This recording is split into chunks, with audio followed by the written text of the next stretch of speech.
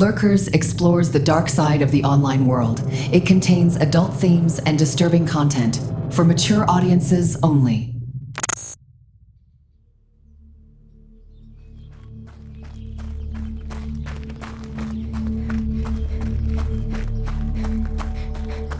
The road is almost empty. 2 lanes of faded asphalt slice through rice fields and soybeans, heat wobbling up from the surface. On the shoulder, a young woman jogs. Her shoes tap a steady rhythm along the edge of the pavement, ponytail swinging, breath measured. This isn't a new route, it's the one she knows by heart. Behind her, a white pickup appears over the bridge. It rolls closer, easy and unhurried, the way every farm truck does out here. It slides past her, close enough that she feels a rush of air on her arm. Then it's gone. She keeps moving next to mailboxes, ditches, and fields. The same markers she's seen 100 times. There's no reason to look back. Until the engine comes again. The truck has turned around. It crests the curve behind her, closing the distance faster than before. The nose dips as the driver taps the brakes, then surges forward. She edges as far onto the shoulder as she can. Gravel shifts under her shoes. The ditch drops away beside her, full of mud and weeds. The pickup drifts toward the white line, then toward the shoulder again, as if the driver can't choose a lane. The grill creeps closer and closer. She glances back at the truck accelerating toward her.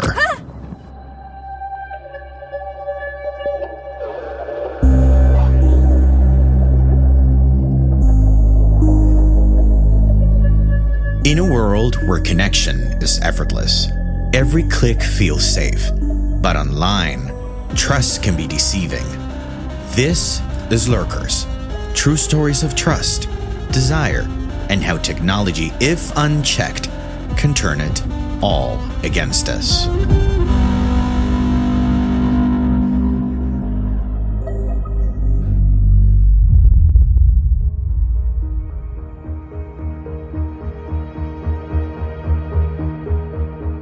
What you just heard on that road is part of the conclusion to a story no one in Tuckerman, Arkansas saw coming.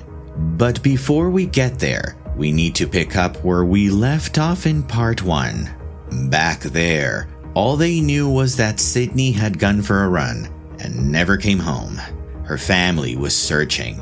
The town was out in 4-wheelers and trucks, and investigators had just shifted from where she was to who might have been with her when she disappeared.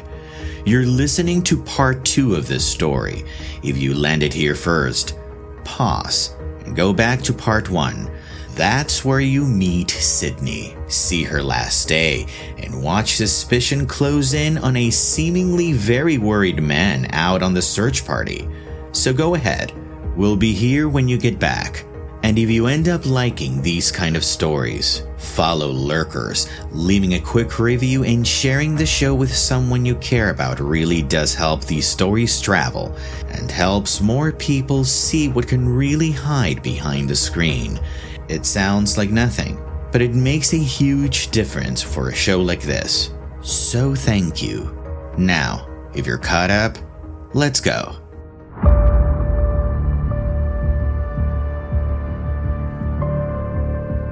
The man's name was Quake Llewellyn, and he did not look like a stranger in this story. He was 28, a local farmer from a well-known family in Jackson County. They worked thousands of acres of land.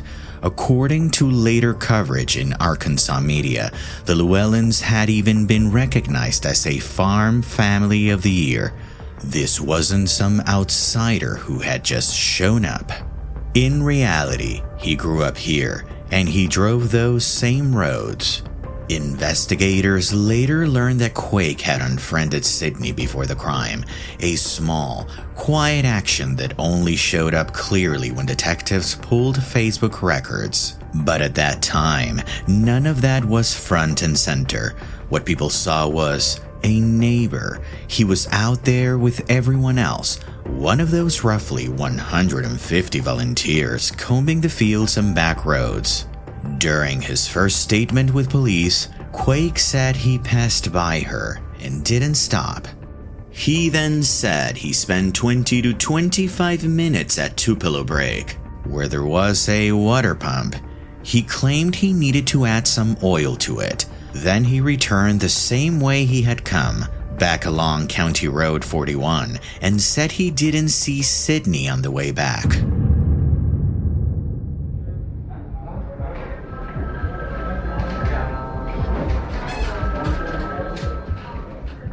But according to Sergeant Loven, they had several investigators speaking to different people, and one common denominator in terms of hunches was Quake Llewellyn. Sheriff Lucas said people described him as, quote, a weird kid, strange, kinda shady, not very nice, end quote. He had no prior criminal history.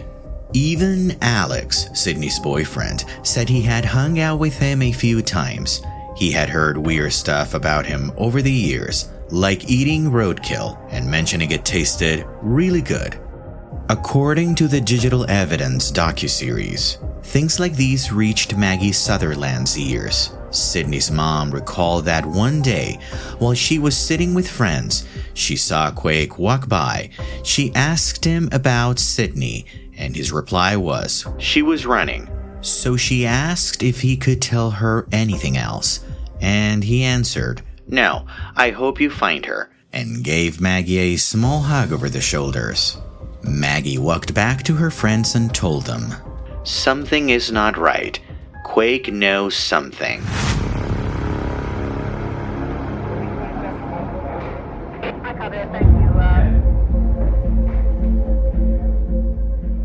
The community started to talk. Quake's dad reached out to law enforcement and offered that they could bring him in for an interview. They had heard that Quake was a person of interest, and the parents said there was no way that Quake could have done it. They insisted to law enforcement that he was actually trying to find her. Then, they said he would do anything he needed to do to prove it. Yes, you can imagine how quickly Special Agent McNeil jumped to the opportunity. He interviewed Quake and started by building rapport with him. Quake was quiet. Whenever he did say something, it was very brief. He said during the interview, quote, I saw Sydney on the hill, the actual overpass itself. I saw her walking, end quote. He was consistent with the information he had provided previously to investigators and said he wished he could remember more. Sheriff Lucas happened to be outside of the Bay Area of the state police headquarters that day. He said that when state police finished interviewing Quake, they had him pull his truck up to the bay and asked for consent to search it. They went through the vehicle, in shambles and full of stuff, and found hydraulic fluid spilled in the bed of the truck. They felt it might have been poured out, possibly to cover evidence, so they started looking closer, and they saw what they believed to be a small blood spatter around the tailgate area.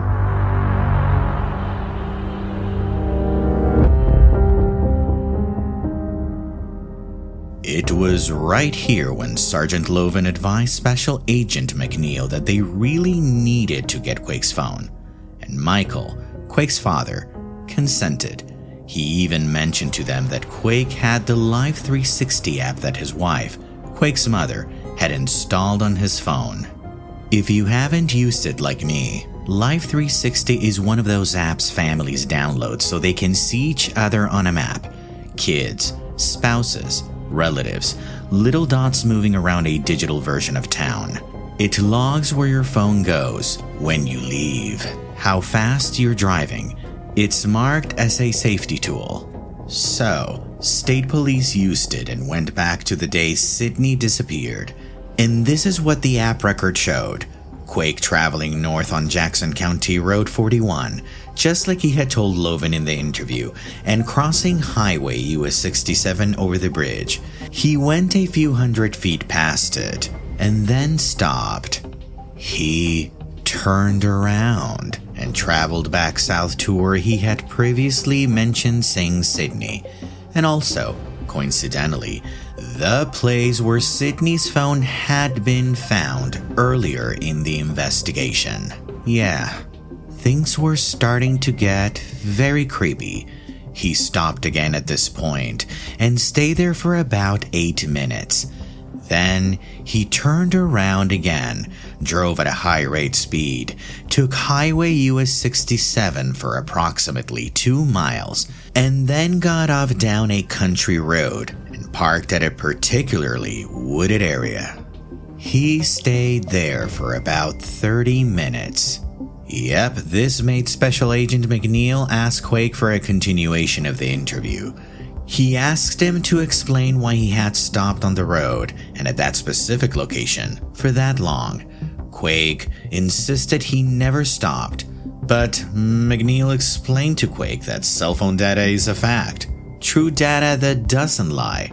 Quake then continued to tell Sergeant Loven, quote, "I don't know. Maybe it's the first time it's lied, 'cause I swear to God, on my life, I was never on that fucking road stopped." End quote.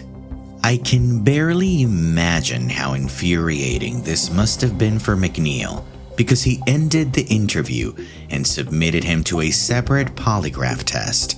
In the meantime, Sergeant Loven called some of the troopers who were assisting with the search and rescue. Yeah, he didn't wait. He asked them to get their cadaver dogs and pay a visit to the last location the Live 360 app had shown. Loven knew that if Quake had done something to Sydney, she would be at that location.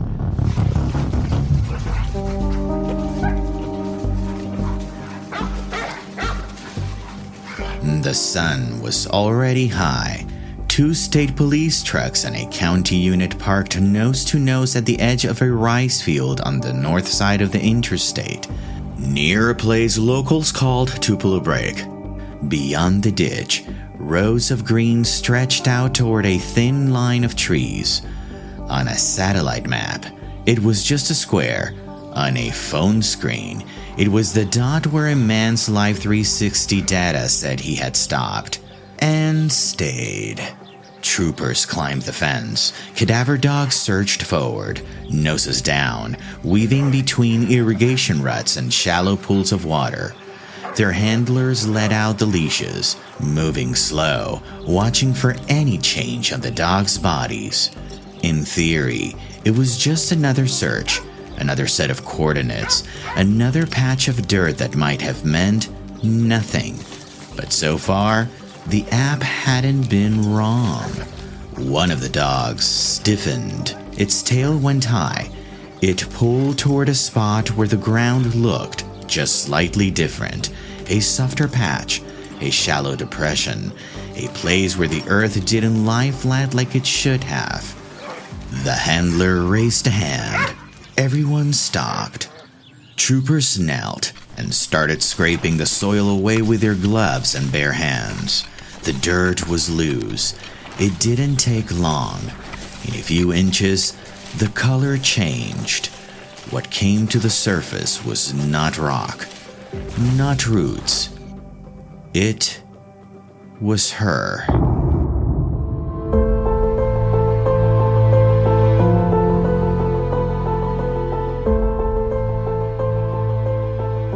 Sheriff David Lucas was torn to pieces. He had known Sydney from her younger years. The search for a living woman was over. It was now a homicide investigation. Police informed a distraught Maggie Sutherland, Sydney's mother, who commented later, quote, "I lost it. It's like I've just been stabbed right in my heart. And from that day on, I still feel that way." End quote. They also told Alex Nicholson, Sydney's boyfriend, and his world crumbled.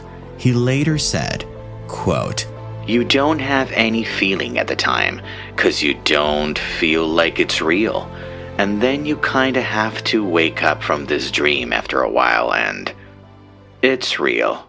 End quote.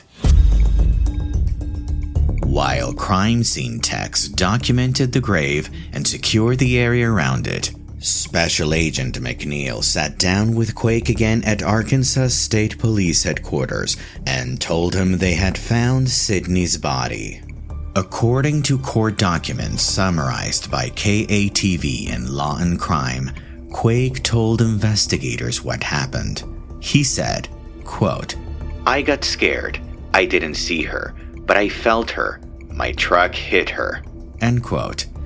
Agent McNeil would later comment, quote, "He appeared to be emotional. I don't recall ever seeing any tears. I think he is sorry he got caught. I think that's the only thing he's sorry about." End quote. For McNeil, this didn't make any sense. Sydney had been found with no clothes, and they knew there was definitely a sexual component to it. So investigators pleaded for Quake to tell them what really happened. He then told them, according to his taped confession, that he was driving down the road and saw her. He turned around to get a better look. He didn't see her on the same side of the road that she was on. He then said he hit her with the front driver's side of his truck. He claimed he thought she was dead at that point. He took her and put her on his tailgate and then transported the body to where she was found.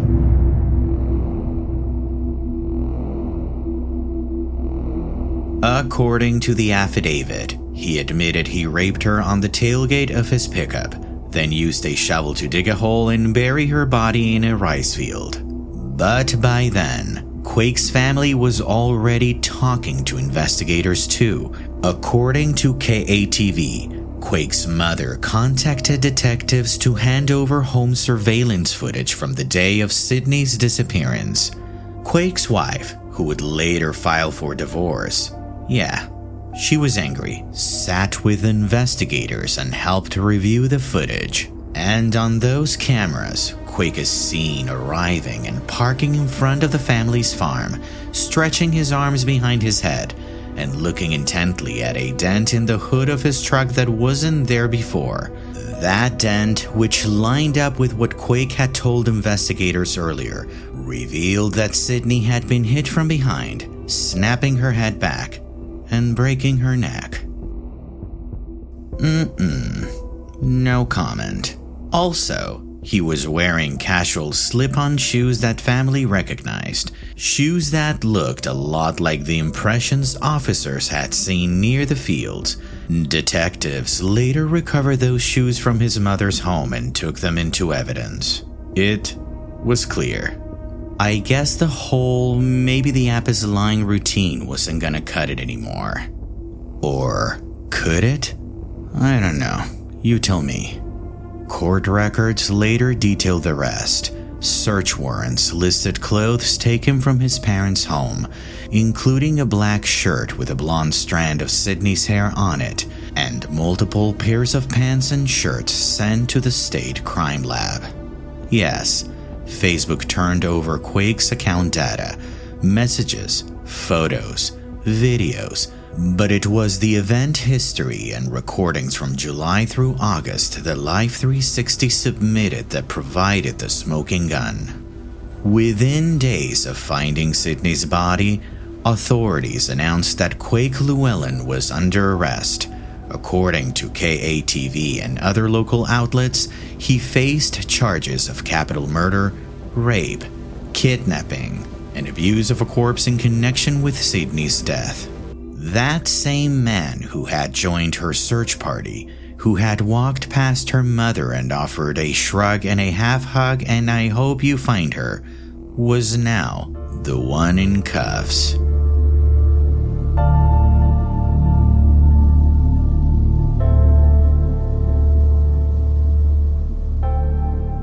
For Sydney's family, the nightmare shifted into something new. Court dates, hearings, filings, arguments about his mental state and what punishment he should face. For investigators, the question wasn't whether he had done it anymore. It was what the justice system was going to do with a man whose own data, his apps, his truck, his home cameras, had testified against him. In the courtroom, Sydney's family had to sit just feet away from the man who had followed her on the road and hear him described as mentally ill, panicked, or accidental, and they would watch him choose between a trial and the possibility of death, or a plea that would keep him alive, but never free again. In the months after Quake's arrest, the case moved slowly through the system. According to reporting from Law and Crime, his attorneys filed motions for a mental health evaluation, arguing that because of a possible mental disease or defect, he might not fully understand the proceedings or appreciate the criminality of what he had done. They raised questions about whether he was fit to stand trial and whether his mental state should affect how he was punished. Meanwhile, prosecutors in Jackson County prepared for what could have been a capital murder trial. The state had the option to seek the death penalty. Outside the legal filings, there was another timeline running: the lives of Sydney's family. Every hearing date meant getting dressed, driving to court, walking past cameras, and going into a room where Quake was led in shackles through a side door. Every delay, every argument about evaluations and reports stretched the distance between the day Sydney went for a run and the day someone would finally say, officially, what was going to happen to the man who killed her. On October 1st, 2021, more than a year after Sydney's disappearance, the case turned. In a Jackson County courtroom, Quake Llewellyn stood before a judge and changed his plea. All rise. According to UA Little Rock Public Radio and KATV, the then 29-year-old farmer pleaded guilty to capital murder and rape as part of the deal with the prosecutors. In exchange, the state agreed not to seek the death penalty and agreed to dismiss the kidnapping and abuse of a corpse charges. The judge sentenced him to life in prison without the possibility of parole for the capital murder and an additional life sentence for the rape. He would never get out. He would never face a jury. As per the independent and local Arkansas outlets, her father, Dion Sutherland, looked at Quake and called him a 300-pound coward who had hit his 100-pound daughter with a 3,000-pound truck. He said every night had been sleepless and that he wished and prayed that God would show no mercy on Quake's soul. Her mother, Maggie, spoke about the hole Sydney's death had torn through their lives, about birthdays that would never be celebrated, a wedding that would never happen, grandchildren she would never meet. And Quake didn't fight the sentence. According to multiple reports, he told the court he wanted to, quote, accept responsibility, end quote, for what he had done. His attorneys continued to describe what happened as a horrible accident that had spiraled out of control. But the word accident doesn't carry much weight when you line it up against all the digital evidence investigators found. And his confession. Lastly, Sheriff David Lucas said, quote, I've been doing this for 32 years, and I've seen things that nobody should have to see. And when this case came about with Sydney, I reached my tipping point and felt like it was time to do something different. So I put in for my retirement. End quote.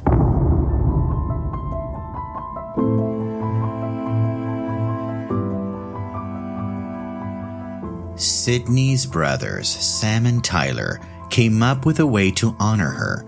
They built 2 huge pink crosses, her favorite color, one at the side of her killing and one at the cemetery in remembrance. To this day, People in town turn on pink lights on their front porches every year after that fateful day. In Maggie's case, she leaves them on when night comes. Friends walk over the bridge on that road and let go of pink balloons. They hold hands in a circle around the cross at the site where the incident happened and pray for her. They even put messages on digital billboards, LED signs with the hashtag Justice for Sydney to comfort her family and remind the town she is still alive in their memory.